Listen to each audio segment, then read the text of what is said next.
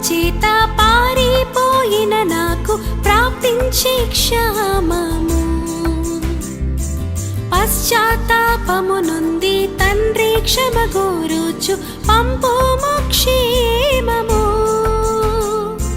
ప్రభు నీదు సిలువ ముఖము చెల్లని నాకు పుట్టించే ధైర్యము. ప్రభు నీదు